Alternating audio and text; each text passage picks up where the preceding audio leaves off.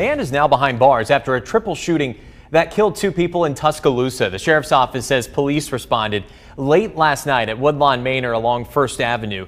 Investigators say Kaliyah Houston and her 16-year-old sister were killed.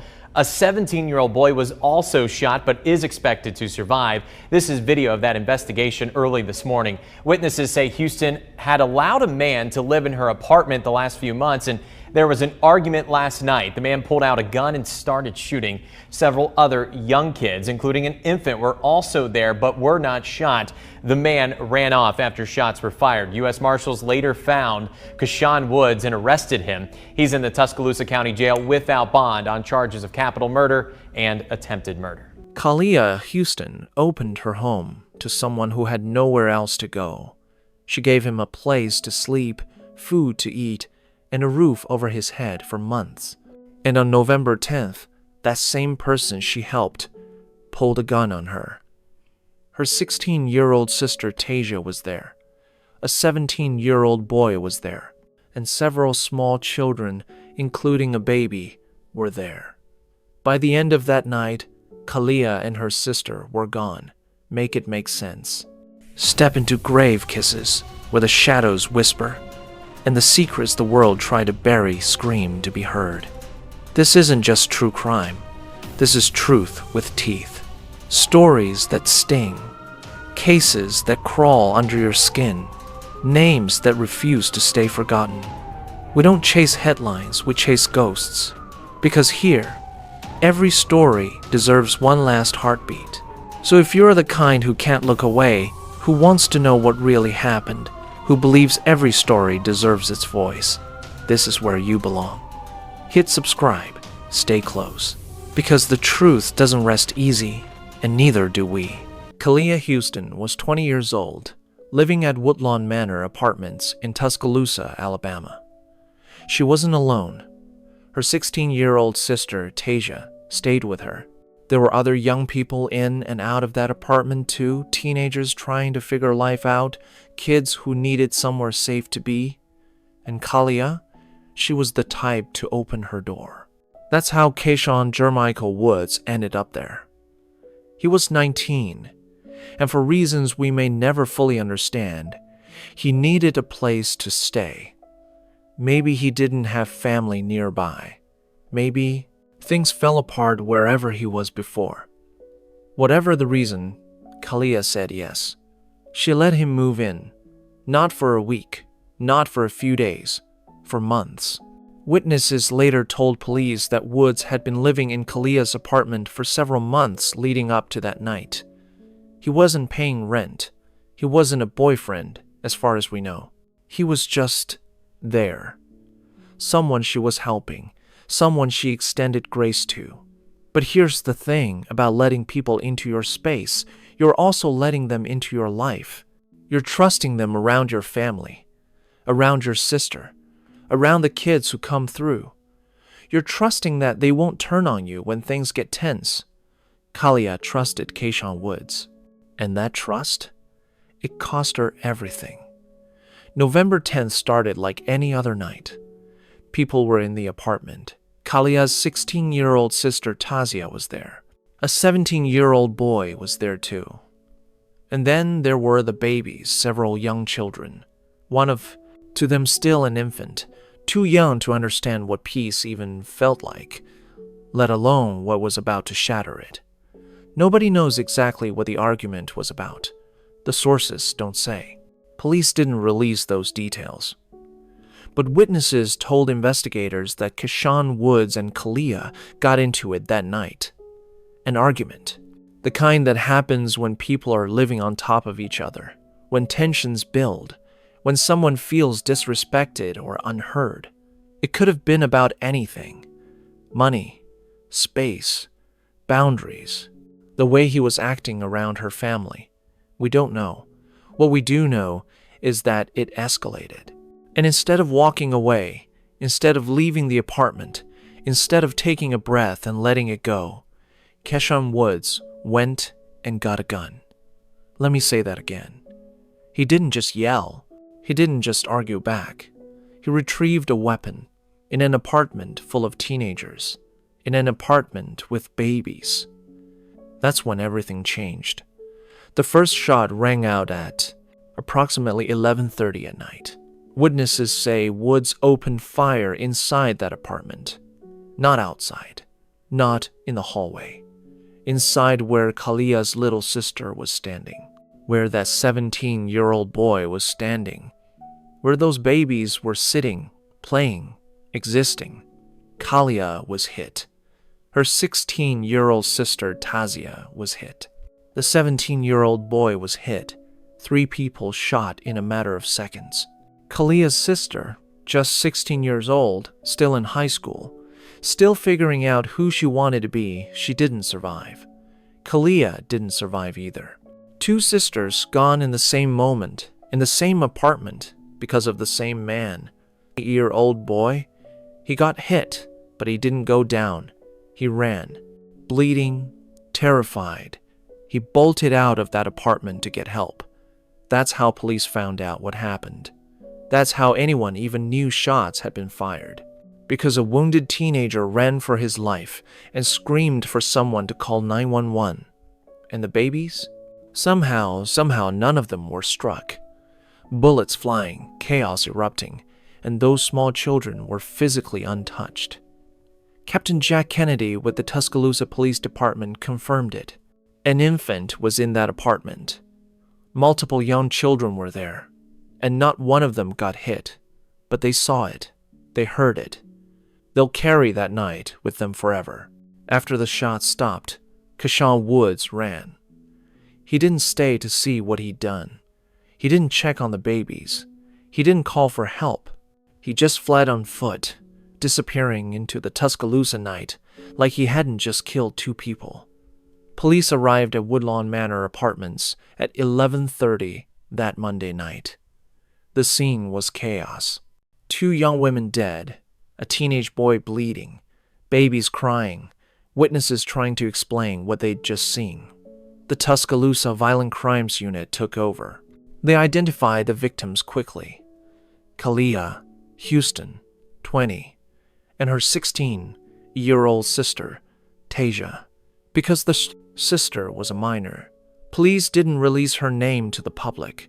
Same with the 17-year-old boy who'd been shot. Juvenile victims, protected identities. But their pain? That was real, names or no names. Investigators started talking to witnesses.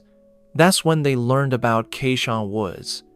That's when they found out he'd been living there, that Kalia had let him stay for months, that there'd been an argument, that he'd grabbed a gun and started shooting. Captain Jack Kennedy spoke to the press. He laid it out plain. Kalia had opened her home to Woods. Woods had stayed there for an extended period. Then came the argument. Then came the gun. Then came 2 dead sisters and a wounded teenager. The U.S. Marshals Task Force got involved. They didn't waste time. Within hours, they tracked Woods down and took him into custody. He didn't get far. He didn't get away. He was arrested and booked into the Tuscaloosa County Jail that same night. The evidence didn't lie. Forensics teams processed the apartment. Shell casings, blood spatter, bullet trajectories. Everything pointed to what witnesses had already told them. Keshawn Woods had opened fire inside that apartment, killing 2 people and wounding a 3rd. But here's what haunted investigators. Why?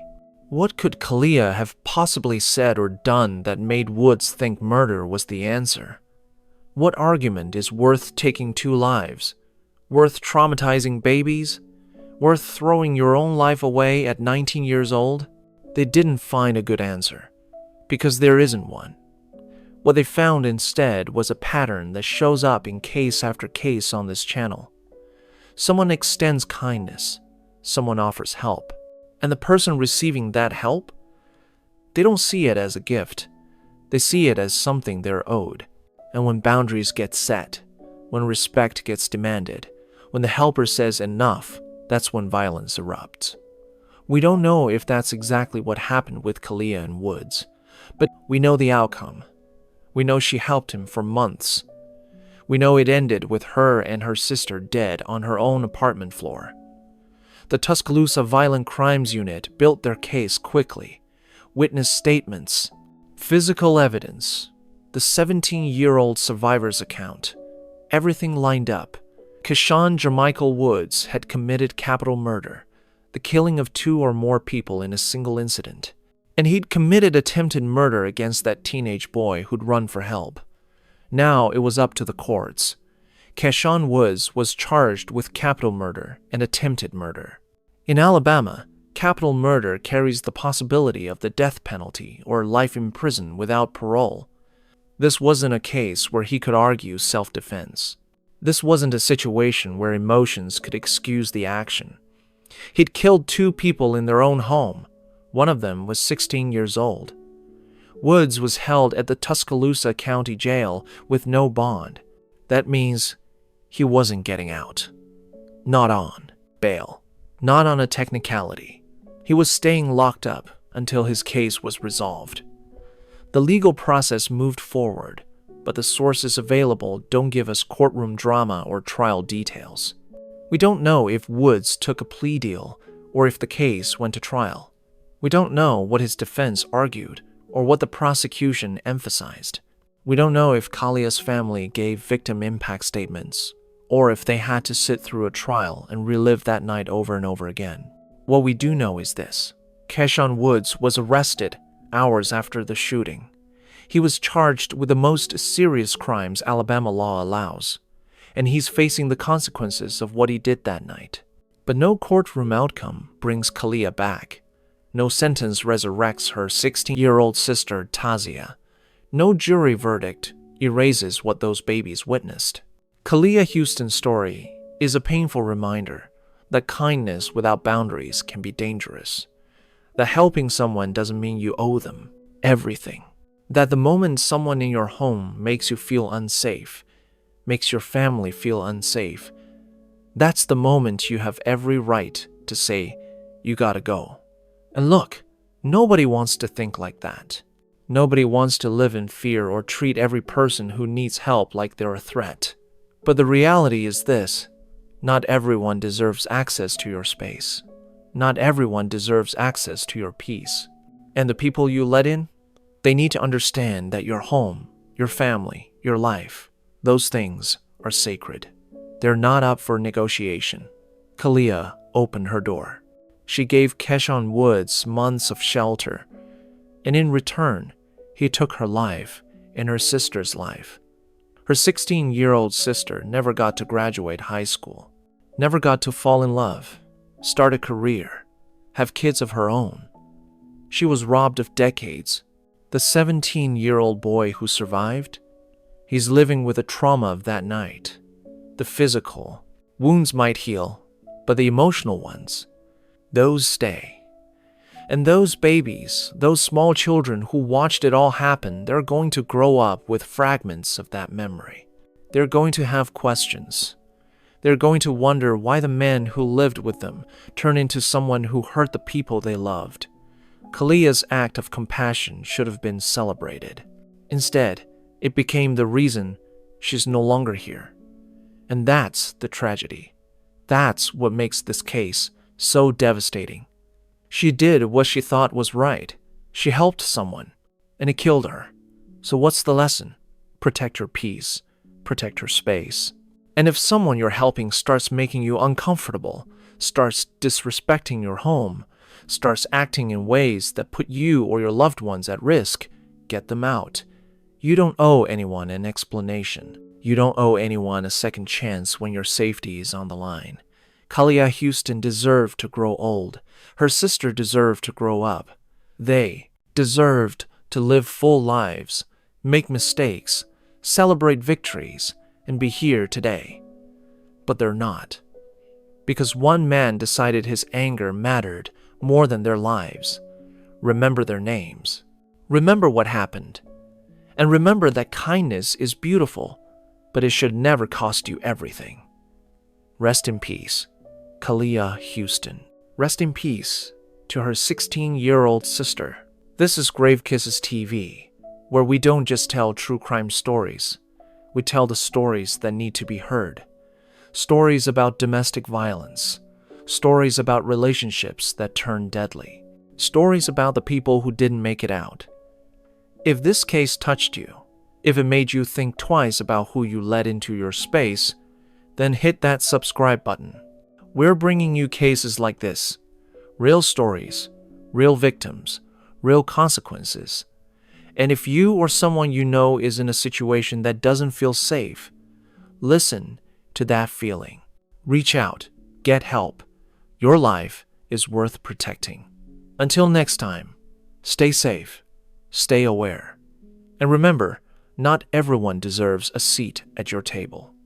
This has been Grave Kisses TV.